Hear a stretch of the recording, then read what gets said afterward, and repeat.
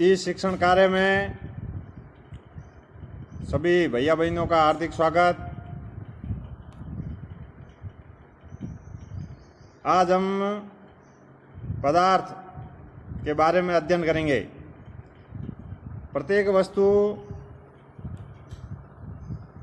जिस सामग्री से बनी होती है उसे पदार्थ कहते हैं। कोई भी वस्तु जो होती है वह किसी न किसी सामग्री से बनी होगी और उसी को ही अपन पदार्थ कहेंगे। पदार्थ का भौतिक स्वरूप, पदार्थ कणों से मिलकर बना होता है। पदार्थ का भौतिक स्वरूप कैसा होगा? तो पदार्थ जो है वह कणों से मिलकर बना होता है। छोटे छोटे कण आपस में मिलते हैं और पदार्थ का निर्माण करते हैं। ये कण इतने छोटे हो सकते हैं कि जिनकी कल्पना नहीं कर सकते। न छोटे से छोटा कण भी हो सकता है पदार्थ के निर्माण में। पदार्थ के कणों के अभिलाक्षणिक गुण। अब बात यहाँ आई कि पदार्थ जो है वो कणों से मिलकर बना होता है, तो उन कणों के गुण क्या होंगे? तो पदार्थ के कणों के बीच में रिक्त स्थान होगा। जो छोटे छोटे कण आपस में मिलकर पदार्थ का निर्माण करते हैं, उन कणों के बीच में रिक्त स्थान होगा, खाली जगह होगी। पदार्थ के कण एक दूसरे को आकर्षित करते हैं। पदार्थ के कणों के बीच में आकर्षण का गुण पाया जाता है। वे एक दूसरे को आकर्षित करेंगे और निरंतर गतिशील होंगे और निरंतर हमेशा गति करते रहते हैं। पदार्थ की अवस्थाएं, तो पदार्थ की 5 अवस्था हैं। ठोस अवस्था, द्रव अवस्था, गैस अवस्था, प्लाज्मा, बॉस-आइंस्टाइन कंडेंसेट। ये 5 प्रकार की पदार्थ की अवस्थाएं होती हैं। इस सारणी के अंदर अपन 3 अवस्थाएं, ठोस, द्रव और गैस, इन 3 अवस्थाएं और उनकी जो है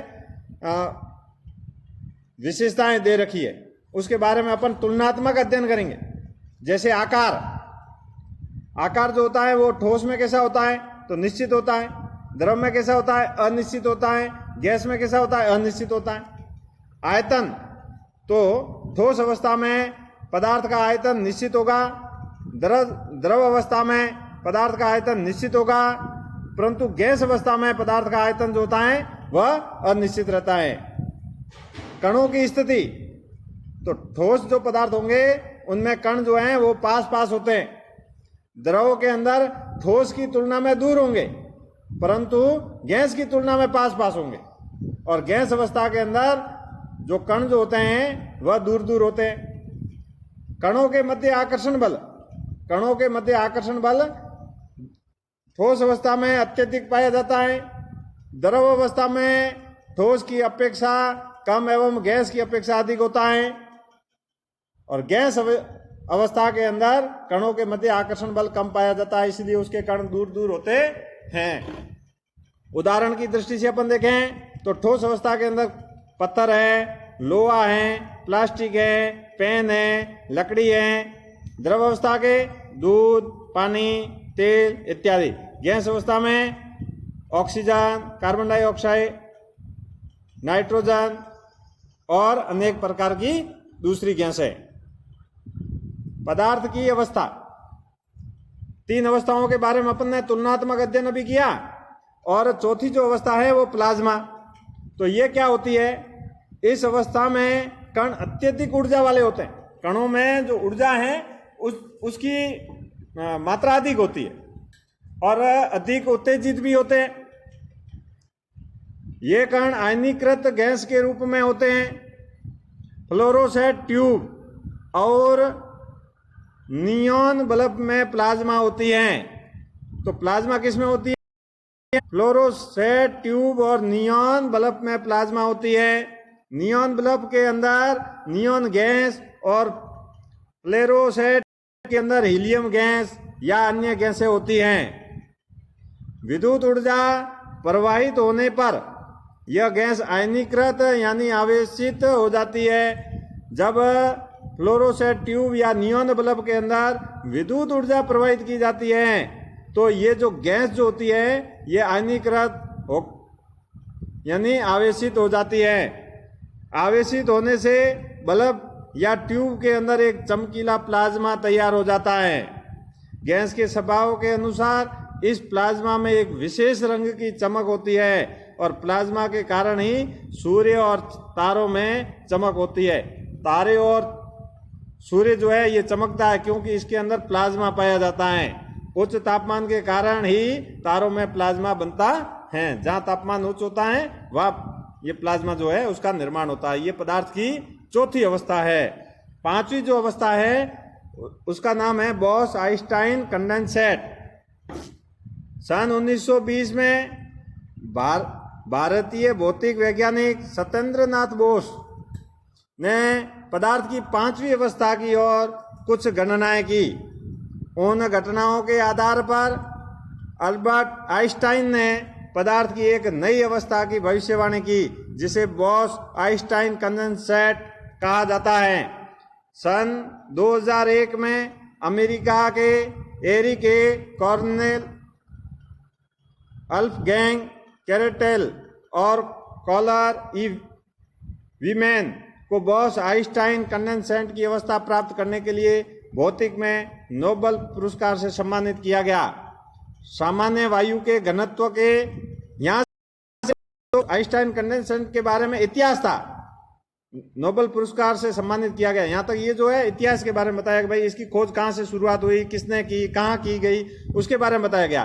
परंतु ये होता क्या है तो उसके बारे में सामान्य वायु के घनत्व के, सामान्य जो वायु है उसका घनत्व, उसका 1,00,000वां भाग, सामान्य वायु का जो घनत्व है उसका 1,00,000वां भाग, जितने कम घनत्व वाली गैस 1,00,000वां भाग जो वायु है उसका जो घनत्व होता है उसका 1,00,000वां भाग है या उससे भी कम गैस को बहुत ही कम तापमान पर ठंडा करें, बहुत ही कम तापमान पर यदि ठंडा करें, उस घनत्व जो वायु का घनत्व है उसका 1,00,000 या उससे भी कम घनत्व की गैस लें और उसको कम तापमान पर ठंडा करें तो BEC तैयार हो जाता है। BEC का मतलब क्या है? बॉस-आइंस्टाइन कंडेंसेट तैयार हो जाता है।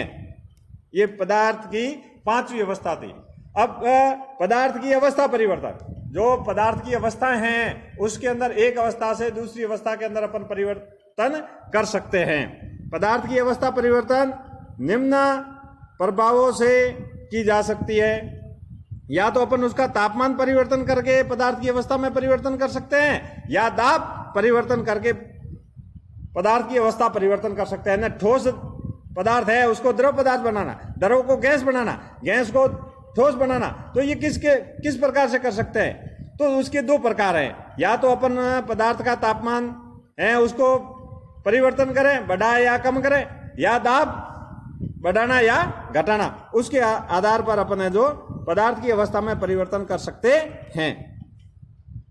तापमान परिवर्तन का प्रभाव, सबसे पहले अपन तापमान परिवर्तन के प्रभाव के बारे में अध्ययन करते हैं। किसी भी पदार्थ की अवस्था परिवर्तन करने के लिए तापमान में वृद्धि या कमी करके पदार्थ की अवस्था परिवर्तन की जा सकती है। ठोस अवस्था को द्रव अवस्था में या द्रव अवस्था को गैस अवस्था में परिवर्तन करने के लिए पदार्थ के तापमान को बढ़ाया जाता है। उदाहरण के लिए जैसे बर्फ है, बर्फ की अवस्था जो है वो कौन सी है? ठोस अवस्था है। और उसको यदि द्रव अवस्था में परिवर्तन करना है, पानी बनाना है बर्फ का, तो क्या करना पड़ेगा? उसका तापमान बढ़ाना पड़ेगा। और उसी पानी को यदि जल वाष्प बनाना है तो क्या करना पड़ेगा? और तापमान बढ़ाना पड़ेगा।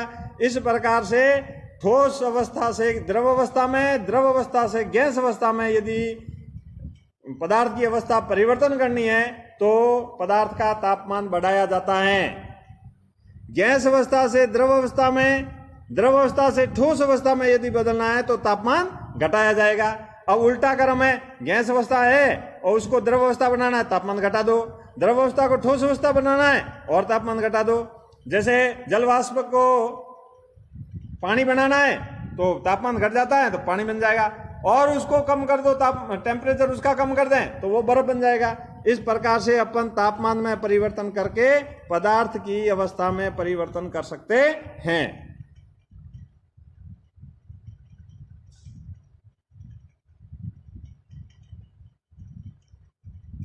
ये जो चित्र स्क्रीन पर दिखाई दे रहे हैं। जैसे ठोस अवस्था है उसको द्रव अवस्था में बदलना, द्रव अवस्था को गैस अवस्था में बदलना, गैस अवस्था को ठोस अवस्था में बदलना, फिर ठोस अवस्था को गैस अवस्था में बदलना।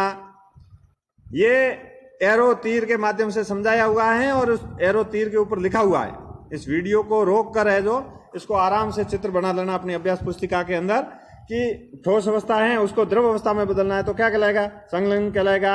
या द्रव अवस्था को ठोस अवस्था में बदलना है तो क्या कहलाएगा? जमना कहलाएगा। द्रव अवस्था को गैस अवस्था में बदलना क्या कहलाएगा? वाष्पीकरण कहलाएगा। गैस अवस्था का द्रव अवस्था में बदलना क्या कहलाएगा? संघनन कहलाएगा। गैस अवस्था का ठोस अवस्था में बदलना क्या कहलाएगा? ऊर्ध्वपातन कहलाएगा। ठोस अवस्था का गैस अवस्था में परिवर्तन होना क्या कहलाएगा? ऊर्ध्वपातन कहलाएगा। इस प्रकार से ये पदार्थ में अवस्था में जो परिवर्तन है तापमान के कारण, तो जैसे ही अवस्था में परिवर्तन होता है तो उनके अलग अलग नामों से भी उनको जाना जाता है। और इसी प्रकार से अपन प्रयोग भी करके एक बीकर ले लिया और एक बर्नर ले लिया उसको, और बीकर के अंदर है जो पदार्थ ले लेते हैं, परख नली उसके ऊपर है जो लगा देते हैं एक, और एक थर्मामीटर भी लगा देते हैं और उसको स्टैंड से है जो व्यवस्थित कर लेते हैं। फिर उसका अलग अलग टेम्परेचर अपन नोट करके भी ये पता लगा सकते हैं कि भाई ये जो पदार्थ की अवस्था है, जैसे बर्फ है, वो बर्फ कौन से टेम्परेचर पर, कितने तापमान पर वो पानी के अंदर बदल जाएगा। इस प्रकार से भी अपन प्रयोग करके और पदार्थ की अवस्था परिवर्तन में ताप का प्रभाव, इसको अपन जानकारी प्राप्त कर सकते हैं। फिर दाब लगा के भी परिवर्तन किया जा सकता है। दाब लगाकर भी पदार्थ की अवस्था में परिवर्तन किया जा सकता है।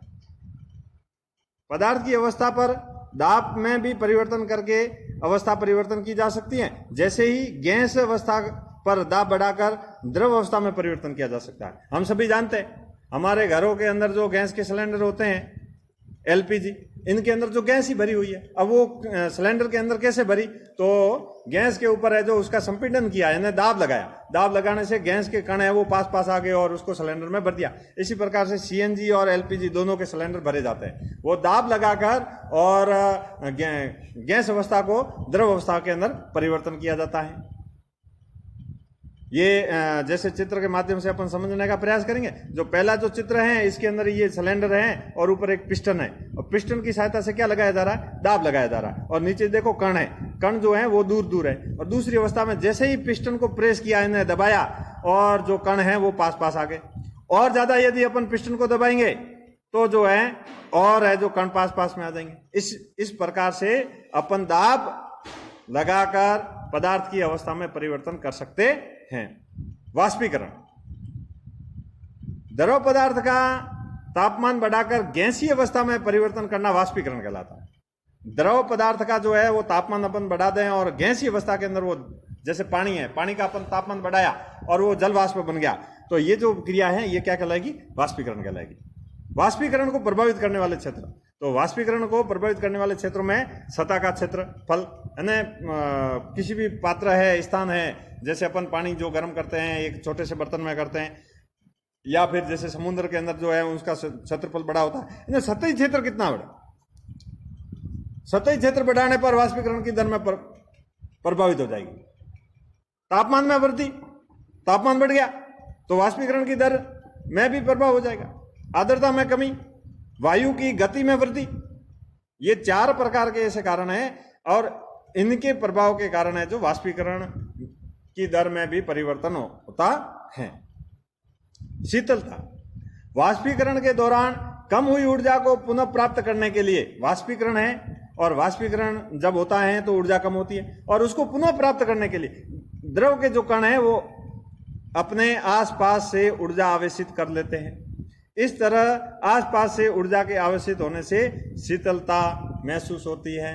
जैसे अपने शरीर से पसीना बाहर निकलता है तो अपने को उसके बाद में जो शीतलता महसूस होगी। यानी वाष्पीकरण के दौरान कम हुई ऊर्जा को पुनः प्राप्त करने के लिए द्रव के जो कण होते हैं वो आसपास से ऊर्जा अवशोषित करते हैं। इस तरह आसपास से ऊर्जा के अवशोषित होने से के कारण शीतलता होती है।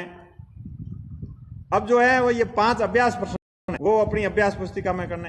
पदार्थ के कणों के अभिलाक्षणिक गुण लिखने हैं, ऊर्ध्वपातन को प्रयोग द्वारा समझाना। ऊर्ध्वपातन क्या है? ऊर्ध्वपातन क्या है? अभी अपन ने चित्र के माध्यम से समझा। ठोस अवस्था का सीधा गैस अवस्था में बदलना, गैस अवस्था का सीधा ठोस अवस्था में बदलना, है ना। द्रव का उसके अंदर कोई रोल नहीं रहता, तो उसको ऊर्ध्वपातन कहते हैं। तो ऊर्ध्वपातन का गुण किसमें पाया जाता है? तो ऊर्ध्वपातन का गुण है जो नौसादर के अंदर पाया जाता है। इसका अपन एक है जो प्रयोग के माध्यम से इसको समझाने का प्रयास करना। वाष्पीकरण किसे कहते हैं? गर्मियों के दिनों में घड़े का जल जो है वह ठंडा क्यों होता है? गर्मियां इतनी होती है फिर भी वो घड़े का जो जल है वो ठंडा होता है। ये जो अभी मैंने एक आपको पसीने वाला उदाहरण बताया, सेम वही कंडीशन घड़े के ऊपर लागू होती है।